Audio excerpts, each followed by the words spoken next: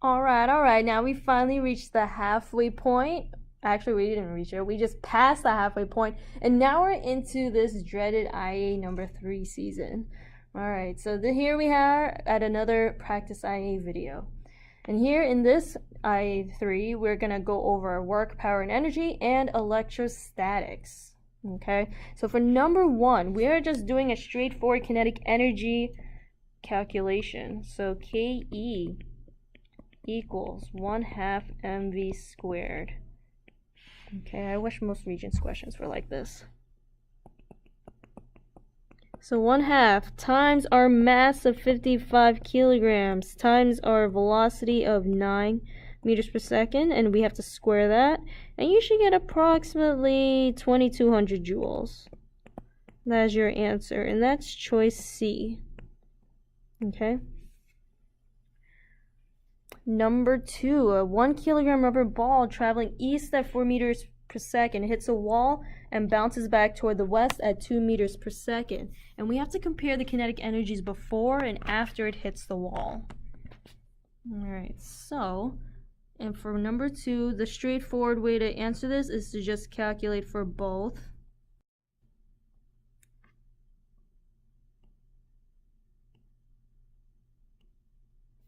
Okay, so before versus after.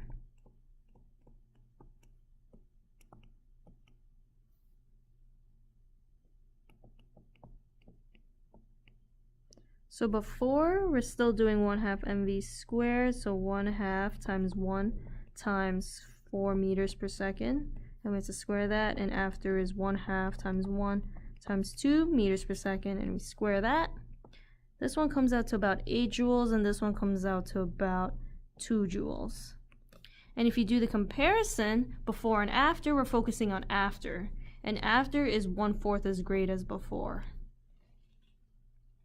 Number 3, a shopping cart slows as it moves along a level floor. Which statement best describes the energies of the ball? And if we look at some of these keywords, slowing down means we're lowering our kinetic energy. We're slowing down our motion that's tied to kinetic energy. So we can cross off A and B because we need kinetic energy to decrease. Now, when you're on a level floor, we're moving horizontally. We are not changing our height at all. So that means potential energy stays the same. Number 4, as a bullet shot vertically upward rises, so the bullet is moving up, and as it moves up, gravity is trying to pull it down. So as it moves up, it's slowing down. As it slows down, the kinetic energy also decreases. Number 5, gravitational potential energy is dependent on the object's position. Now we're breezing. Let's go to number 6. Okay, this is a conservation of energy type question. So I'm going to draw a diagram here to represent what's going on. So it moves down to about 70 meters off the ground. At the top, we have max potential energy, which you can calculate as mgh. Here in the 70 meter mark, we have a mix of potential and kinetic. And your 0 meters, all that potential energy converts to max kinetic energy. So in the middle, at the top, we can calculate for that potential energy. So we're going to do 1 kilogram times 9.81 times the 90 meters. And we get approximately 900 joules. Now this 900 joules has to stay consistent throughout because of conservation of energy. We are focusing on the 70 meter mark because that's where the question is asking. I'm going to put a star there. At that 70 meter mark, we can calculate for the potential energy, again using mgh. So we're going to do 1 times 9.81 times 70 meters. And that's about 700 joules, and my tablet's about to run out of battery soon. Okay. So again, this 700 plus kinetic energy has to still equal 900. Which means kinetic energy has to equal 200 joules in order to round this out. And that's our answer for number 6, 200 joules. All right, so here we have a 1 kilogram ball dropped from the top of a building. Okay, so we have this ball at the top, hits the ground. So at the bottom, we still have max kinetic energy, and at the top we have max potential energy. You could do this one of two ways. You could use Kp equals kPaf, or use this way to analyze it. Okay. So Kp equals kPaf. Alrighty, let me use that one. I haven't used that in a while. Initial kinetic plus initial potential equals kPaf.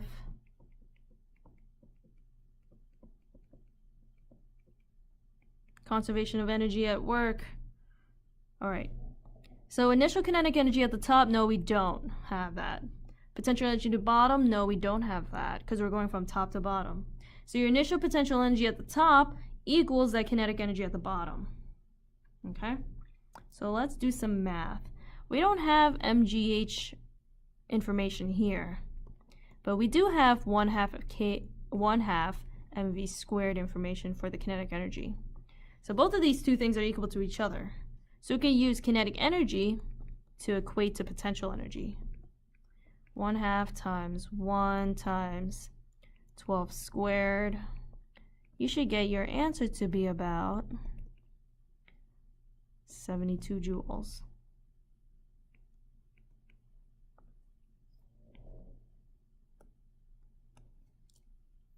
Number 8. When a mass is placed on a spring with a spring constant of that with a given compression distance, we can figure out how much energy is stored in the spring.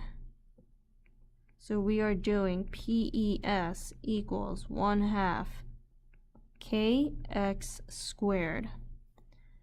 So PES equals 1/2 times k, which is 60, times x, which is 0.707.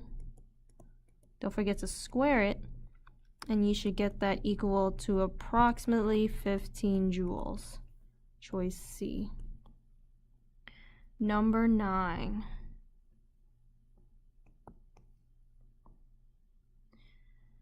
We are looking for total work done. So work is equal to force times distance, which they give it to us as 20 newtons as the force, 2 meters as the displacement. So 20 newtons times 2 meters gets us 40 joules. Okay, number 10. Ooh, we're moving along. A 50 kilogram student runs up a staircase to a floor that is 20 meters higher than her starting point in 7 seconds. The student's power output is blank. So we are looking for power. Power equals these variety of things. Okay, so they give us mass, they give us distance, they give us time. So we're going to have to use the middle one. P equals FD over T. Now they give us the mass and not the force, so we need to convert that mass into the weight to be the force. So power equals 50 times 9.81 times 20 over a time interval of 7 seconds. Power is equal to, let's plug in chug, and you should get about 1400 watts. That's what W stands for. Choice C. Okay, number 11. So we're thinking of conservation of charge. Charges don't disappear, they have to go somewhere. Okay, a glass rod is given a positive charge by rubbing it with silk. The rod has become positive.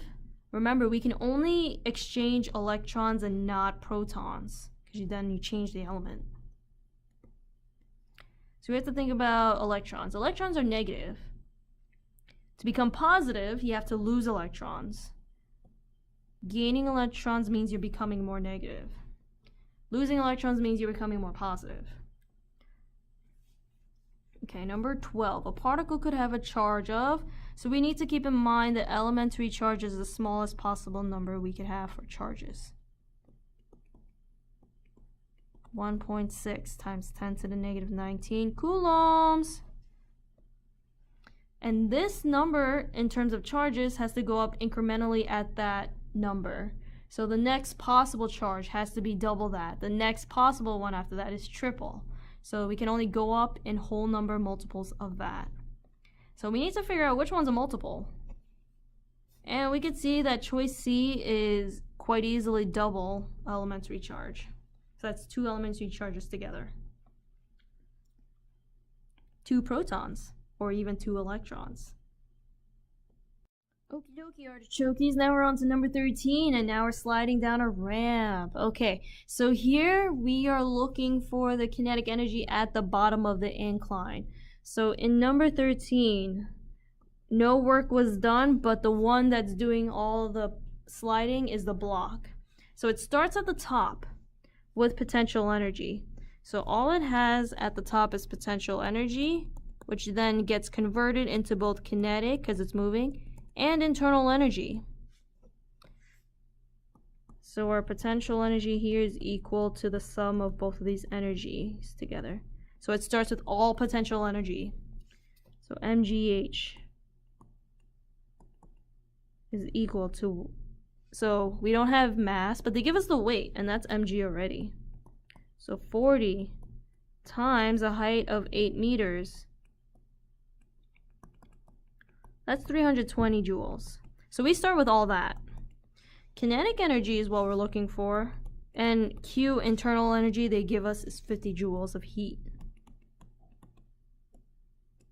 So we're figuring out what plus 50 would get us 320. And that there, my friends, is choice B, 270. 270 joules. Okay, number 14. As a ball falls freely towards the earth, so it's falling downward, it's accelerating, its kinetic energy will increase. Number 15. If the speed of a car is doubled,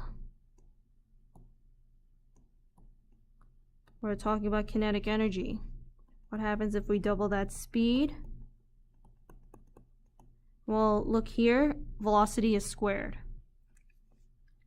So originally, if you have a velocity of 1, you still get 1. If you have a velocity of 2, this becomes 4. So it gets quadrupled if you double it. So it's an exponential increase because velocity is squared. Number 16. As a girl rides an escalator that moves her upward at constant speed. As the girl rises, what happens to her energy? So because she's rising upward, gaining height, that's potential energy increasing. So A and B are crossed out. Now she's moving at constant speed, staying the same motion throughout. If that's constant, then her kinetic energy is also constant. So that makes the choice D as our answer. Number 17. As friction slows a cart moving along a horizontal surface, the gravitational potential energy of the cart remains the same because we're still along a horizontal surface and potential energy is dependent on height. So there's no height change happening. Okay. You think I should continue? Actually, I think I can continue and do 18 through 23 in the rest of our space. So I'm going to keep going here. Number 18. A spring stores 10 joules of elastic potential energy when it is compressed 0.2 meters. What is the spring constant of the spring? You know what's great about physics videos? They take much less time to make than chemistry videos. That's the beauty of it. Okay. A spring stores 10 joules of elastic potential energy, so we're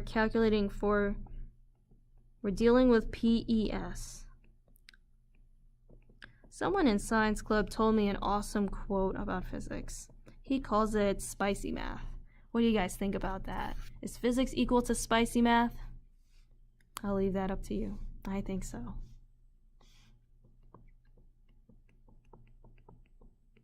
Alright, spring constant is what we're looking for, and K is, we leave it there. But X they give us is 0.2 meters. Don't forget to square it. So K should equal, just plug and chug, guys. I'll do the math alongside. 10 divided by 0.5 divided by 0.2 squared. And you should get 500 newtons per meter. And that is choice D. Be careful if you chose choice A, that's 50. Remember scientific notation. 19, electroscope. Beautiful device here. So if we have a negative charge rod and we have a neutral electroscope, so keep in mind, neutral electroscope means this guy over here has to have both positives and negatives together in equal amounts. So let's cross them out. Let's cross off A and D, just because our electroscope is not neutral in both A and D. So we're stuck between B and C. What is the correct orientation of these charges? So because our rod is negative, it's going to attract the opposite, the positive charges to the top, and push the negatives down to the bottom. So our answer is choice C. 20. A glass rod becomes positively charged when it is rubbed with silk. This net positive charge accumulates because, oh my god, the glass rod loses electrons. So positive loses electrons. Subatomic particle could have a charge. So again, elementary charge needs to be in whole number multiples. This is another possible charge. Okay. You got to be careful with the exponents. Number 22. Another one related, but we're looking for a charge that is not possible. So we're looking for something that is not a whole number multiple. So 8.0 times 10 to the negative 19 divided by 1.6 e negative 19, that comes out to a whole number. Same thing with B and C, and so that leaves us with choice D. If you do the division, it comes out as with a decimal, so that's not what our answer should be. I mean, that's not what we should end up with. We need whole number multiples. Okay. Number 23. Sphere A carries a charge of +2, and an identical sphere B is neutral. If they touch one another and then separate, there's going to be a transfer of charges here. One's going to transfer charge to another. So the way to figure this out, you could do it by this method. Because when they come into contact and transfer charges, they want to reach equilibrium and have the same identical charge. So we have a +2 here and a neutral object here. When they come together, they're going to share charges and then split them up evenly once they separate. So this one's going to have +1 and +1. And choice A is our answer. They want to transfer charges to a point till they balance out and even out.